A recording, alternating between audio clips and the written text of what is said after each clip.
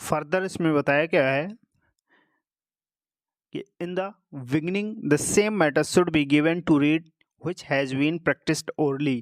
कहने का अर्थ है कि जिस भाषा को सीख रहे हैं सेकेंडरी लैंग्वेज को, उस लैंग्वेज को किसी भी टीचर के द्वारा पहले ओरली प्रैक्टिस कराई जाए, ओरली जो चीज़ बताई जाए उसे रीडिंग के लिए बाद में अगर उसी मैटर को आरंभ कराया जाए उसी मैटर से जो एक बार पहले ओरली आपने किसी भी स्टोरी या कहानी को बता दिया है, वो बाद में उसी स्टोरी को बच्चों के थ्रू लर्न कराया जाना चाहिए।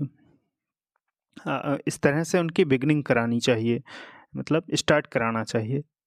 नेक्स्ट बताया गया है the unit of subject matter should be in sequence.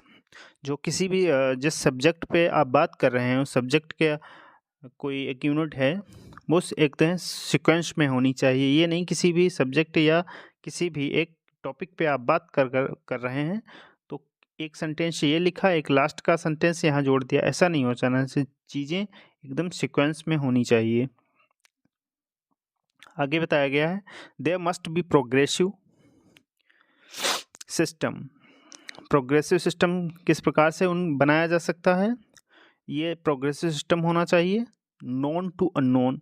ये एक तरह से सीक्वेंस में चीज़ें रहनी चाहिए कि किसी भी बच्चे को पहले नोन जो चीज़ें उनकी जानकारी में हैं उनके बारे में बताना चाहिए रीडिंग के दौरान, रीडिंग कराते समय, और बाद में जो चीज़ें नहीं पता हैं, इमेजिनेशरी हैं या इमेजिन जिनके बारे में किया जाता है अननोन, तो नॉन टू अननोन चलना चाहिए। Simple to complex. सिंपल मतलब बच्चे को जो पहले से जानकारी है वो सिंपल चीज़ों के बताने चाहिए, ABC इस तरह से। बाद में इनसे किस प्रकार से वर्ड बनते हैं वो कम्प्लेक्सिटी की तरफ बाद में जाना चाहिए। Whole to the part. Whole to the part का मतलब है किसी भी टेक्स्ट को अगर पढ़ रहा है बच्चा तो उस पूरे टेक्स्ट को पार्ट में डिवाइड करके पढ़ना चाहिए। आगे है इजी टू डिफ़िकल्ट। आसान से कठिन की तरफ जाना चाहिए। और आगे है familiar to unfamiliar. Familiar to unfamiliar, जिन वर्ड्स के बारे में जानकारी है उनसे जिनकी जानकारी नहीं है उसकी तरफ ले जाना चाहिए। Frequent before less frequent. जो जहाँ फ्रीक्वेंट अधिक है उससे कम फ्रीक्वेंट से अधिक फ्रीक्वेंट की तरफ जाना चाहिए। जो चीज़ें पहले नहीं आती वो बाद में अच्छी हो जाएंगी। Subject matter should be presented in meaningful situations and in small units. कोई भी जो सब्जेक्ट का मैटर का मतलब है जो भी आप टेक्स्ट पढ़ रहे हैं उसमें मीनिंगफुल सिचुएशंस जो होती हैं उन्हें प्रेजेंट करना चाहिए। और छोटे छोटे पैराग्राफ बहुत बड़े नहीं होने चाहिए, छोटे छोटे यूनिट में डिवाइड कर करके किसी भी सब्जेक्ट मैटर को बच्चों को समझाने की कोशिश करनी चाहिए। ऐसा कंटेंट तैयार करना चाहिए। आगे बताते हैं, कहते हैं कि content should appeal the child to develop interest. इस प्रकार से कंटेंट को बनाना चाहिए, अपील मतलब दिखाना चाहिए बच्चे को, जिससे बच्चों का उसमें इंटरेस्ट डेवलप हो। आगे children should enjoy what they read. और बच्चे को ऐसा फील होना चाहिए जब वो पढ़े कि उसे पढ़ते टाइम एंजॉय आ जाना चाहिए कि वो क्या पढ़ रहा है। यही आगे बताया गया है इसके बारे में। ये कहते हैं कि interest should be in kept high. और जो भी इंटरेस्ट है वो उनका हाई रहे, ये नहीं मोरल डाउन हो जाए थोड़ा पढ़ने के बाद फिर डाउन हो जाए, ऐसा नहीं, हाई ही रहे, चलता रहे कि चीज़ें बढ़ती रहें। इस प्रकार से इंटरेस्टिंग टॉपिक और कंटेंट को बनाना चाहिए। Motivation is high importance, very important with adequate drill and exercises. जो मोटिवेशन है वो बहुत महत्वपूर्ण होता है। एडिक्यूट ड्रिल एंड एक्सरसाइज, जितनी ज़्यादा एक्सरसाइज करेंगे उसकी ड्रिल अधिकता में होगी उतने ज़्यादा मोटिवेशन हाई रहेगा। आगे कहा गया है कि teacher should be move gradually from the step to another step. एक स्टेप से दूसरे स्टेप की तरफ टीचर को मूव करना चाहिए धीरे धीरे। कैसे? जैसे पहले कॉन्सेप्ट चीज़ें हैं वो कैसे बतानी चाहिए, फिर बताने के बाद ऑरल, फिर ओरल। ऑरल मतलब होता है सुनकर चीज़ें जो हैं वो चीज़ें देखनी चाहिए, जो सुने उसके बारे में एक कॉन्सेप्ट बनाना चाहिए। ओरल जो चीज़ें बताई जाएँ, बोली जाएँ उनके बारे में बोले। फिर है वोकल एंड सिंबल। वोकल जो भी चीज़ें बोली जाती हैं सिंपली वो वॉइस के थ्रू बच्चा समझे, और सिंबल जैसे कोई भी हो सकता है।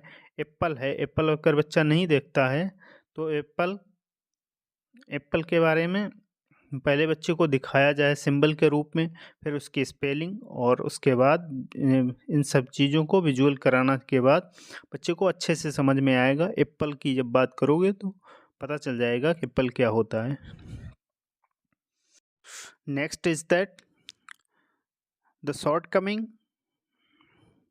shortcoming in oral methods and speech should be checked in written form। जो भी ओरल मेथड्स और स्पीच हैं वो चेक करने चाहिए ओरल में, इन रिटन फॉर्म में चीज़ों को देखना चाहिए कि किस प्रकार से इसका शॉर्ट कमिंग हुआ है। Interference of mother tongue should be checked. उस बच्चे की मदर टंग, जो मदर टंग है मतलब जो मातृभाषा है वो किस प्रकार सी है वो भी चेक करनी चाहिए। Traditionally first letter are learned what realistic and effective approach to learn is to learn the language and the present by visual symbols। कहने का अर्थ है कि जो स्टार्टिंग में बच्चे को सिखाया जाता है वो रियलिस्टिक और इफ़ेक्टिव अप्रोच के साथ सीखे। इसके लिए किसी भी भाषा को इतना रियलिस्टिक और इफ़ेक्टिव तरीके से अगर सिखाना है तो सबसे पहले उसके लिए विजुअल सिंबल का प्रयोग करना सबसे अच्छा रहेगा। नेक्स्ट कहा गया है कि after giving enough of practice and exposure, एक प्रैक्टिस और एक्सपोजर देना चाहिए। Some structure and vocabulary items as reading activity should be started. Reading should be always proceed after listening and speaking. जो रीडिंग है वो हमेशा जो है कब होनी चाहिए, लिसनिंग और स्पीकिंग। पहले चीज़ों को आप सुनो फिर बोलो, उसके बाद रीडिंग करो। ये एक सीक्वेंस होना चाहिए रीडिंग का। नेक्स्ट कहता है someone at the comprehension can read accurately and effectively so as to get maximum information with the minimum of misunderstanding।